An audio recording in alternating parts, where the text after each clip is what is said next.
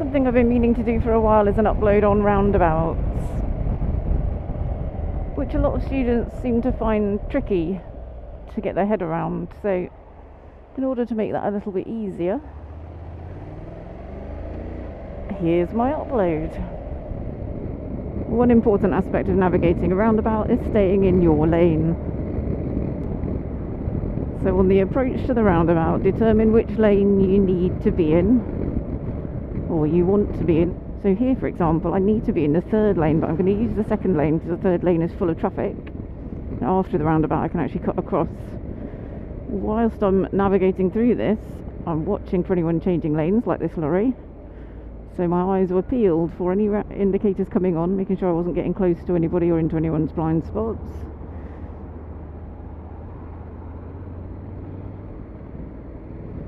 Interesting.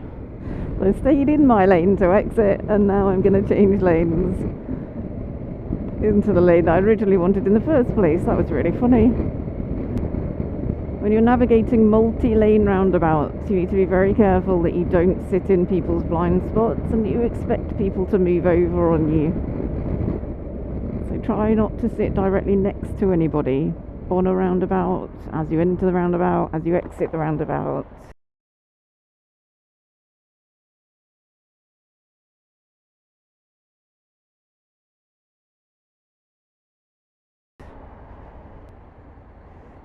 When you're sitting in your lane, try and spot the dotted lines on the roundabout which delineate your lane.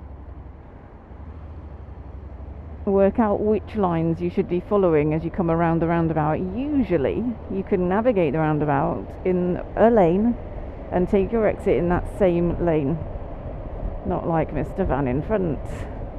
But that does depend on you selecting the correct lane on the approach. So this lane, for example, is strange because it takes me all the way over to the left, and quite a lot of people get that lane marking wrong and they end up in the lane to the right.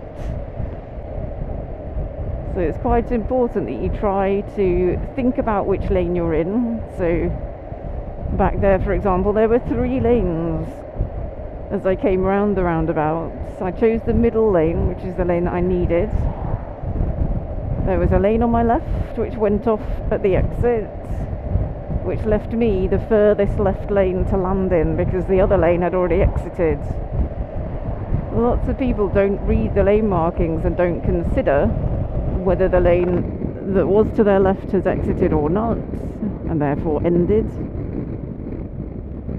because they're not reading the lane markings, or they're not reading the road markings, even if there are no arrows in the lanes. So when you approach and enter a roundabout, you need to be reading those lane markings and try and work out where your lane is going to land. If you're in lane 2, you should be landing effectively in lane 2 unless the lanes on the left have disappeared, in which case you land in lane 1. That's probably where the majority of lane discipline errors happen, where people simply aren't reading the lane markings correctly and they land in the wrong lane as a result.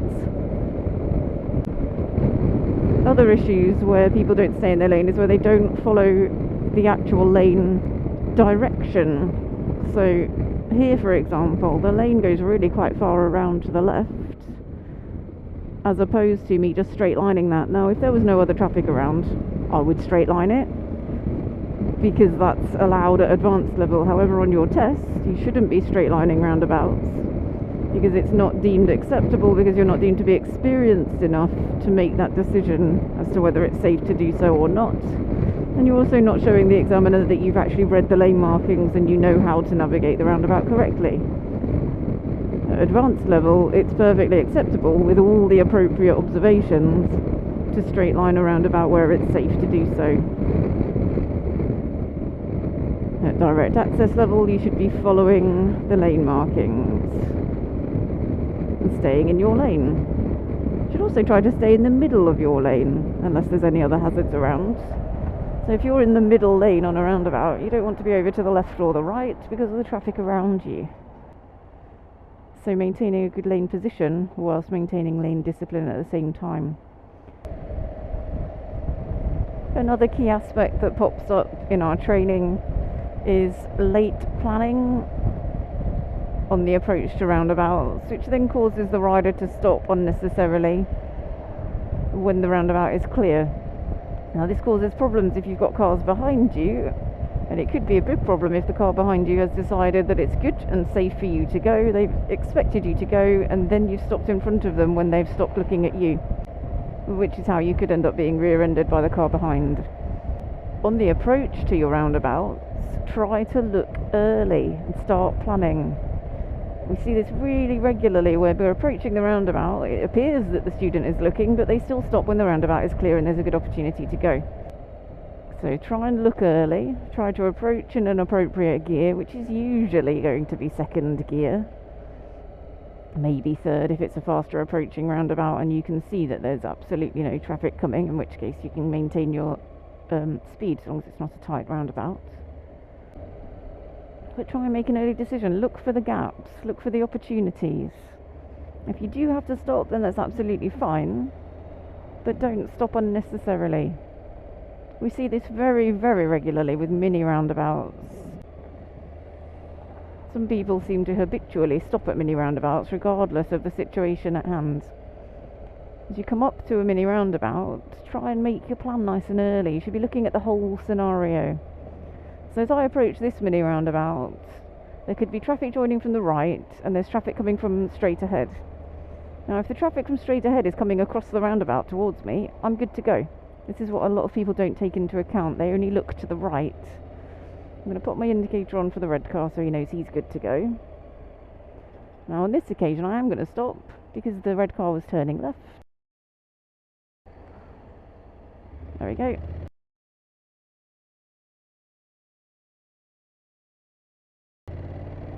And that's looking at the whole situation. On single lane roundabouts, so the roundabout ahead is a single lane roundabout, you can choose where to position yourself. So if I was turning right, I'd be in position 3. If I was turning left, I'd be in position 1. But as we're going straight ahead, I'm going to stay in the middle of my lane, watching for any indicators coming off, but nobody's indicating. Indicator, lifesaver to my left because that's the biggest gap.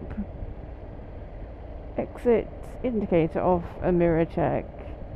So if you've chosen to position yourself over to the left when you're going straight ahead, then you need a right shoulder check. If you've chosen to position yourself over to the right when you're going straight ahead on a single lane roundabout, then you need a left shoulder check.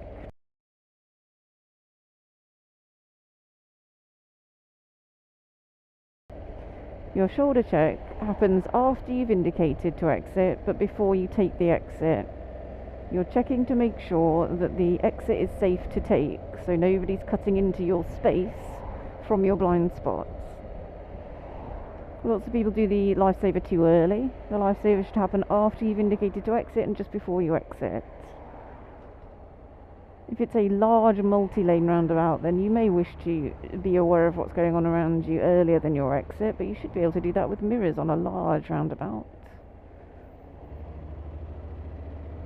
Here I'm going to maintain my position, indicator, lifesaver, exit, mirrors, indicator off. I'm now going to turn in.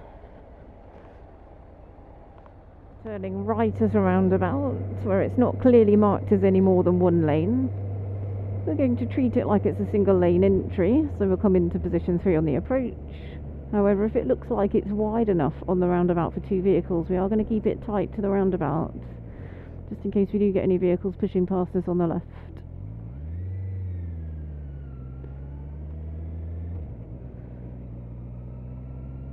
So keeping it tight, signal on, and a left lifesaver. Now the signal came on as I passed the little concrete triangle that came between the exit and the entrance for the roundabout, at the exit before the one that I wanted. So I tend to use those little concrete triangle markers as the point to indicate. So let's do that again. Third exit right turn, we're keeping it over into position 3. And keep it nice and tight as we come on to the roundabout. Tight as we come round, about a metre away from the roundabout. Left signal as I pass the concrete marker. Lifesaver, exit. I'm going to land in lane 1. And turn left at these lights. for turning left at the roundabout. Early mirrors and signal lifesaver in position. Position 1. Little bit of brakes, it's good to go, so I'm going to hold my speed. Didn't necessarily need a lifesaver then because there was nobody else on the roundabout with me.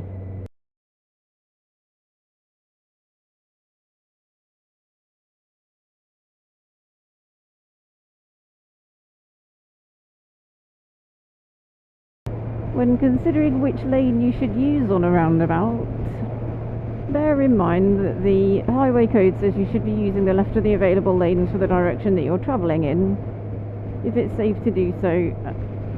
And also bearing in mind, if that lane is chock-a-block with traffic, you may wish to use one of the other available lanes for the direction that you want to travel in, provided it's lane marked as such.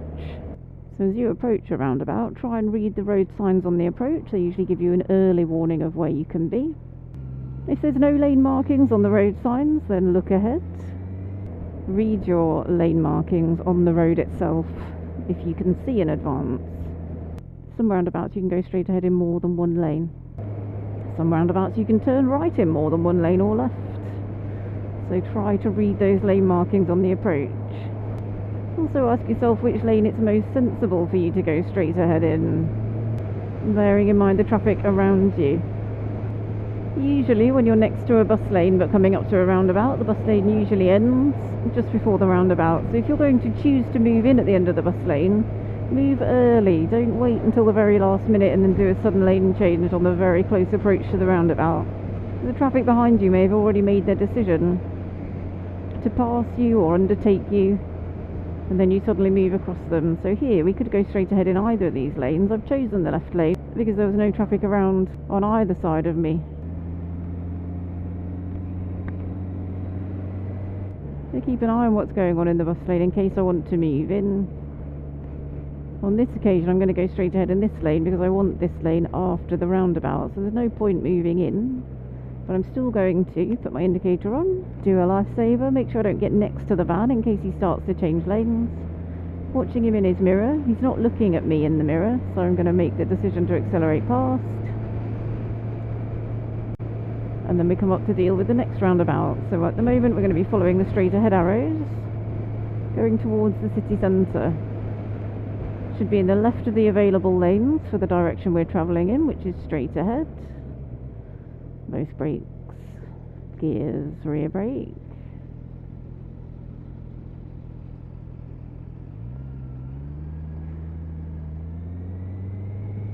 Making sure I stay in the middle of my lane, but also mindful of what the traffic around us is doing. As there's traffic in this lane, I'm going to move into lane 2. Make sure the Audi doesn't come across. I should be landing in lane 2 for the exit that I want, which is this one. Back up to the speed limit, nice and positive. Let's watch what this people carrier's up to. Early mirrors for the traffic lights. Always careful when we're travelling in multi-lane traffic not to get directly next to anybody. So as I come round here, staying in my lane, it's telling me I have to turn left at the roundabout in this lane. There's 3 left turn arrows, so 3 lanes that are going to be coming around to the left. So we have to make sure that we land in the correct lane, which is easy in this lane because that's the far left lane. But if we were in either lane 2 or lane 3, we would also need to make sure we landed in the correct lane. We didn't cross over where the lane would be. Sometimes you can't see the lane markers as you come around because they're all worn out, so you've got to try and judge where your lane would be, knowing which lane you were in as you entered the roundabout.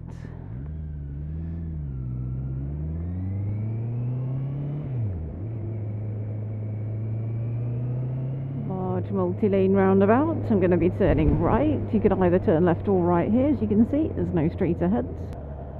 I'm going to be turning right in the left of the 2 right turn lanes, which means I should be landing in the left of the 2 lanes on the other side. There's only 2 lanes that come round in this direction, therefore there should only be 2 lanes on the other side, unless more open up on the right. So the other way to think about this is I should be landing in the furthest left available lane. Being very careful not to cut into lane 2 as we come around here. It's very common for people to cut into lane 2. straight ahead at another roundabout, which is 2 lanes on the approach. There are no lane markings on this roundabout, but you still need to treat it as if it's 2 lanes, because quite clearly there's 2 lanes on the approach, and then the lanes are going to merge afterwards. So you've got to imagine your lane markings, keep it over to the left. I've made an early decision, there's no traffic, avoiding the bad surface, indicator, lifesaver, exit, and whilst I'm exiting I'm going to power away.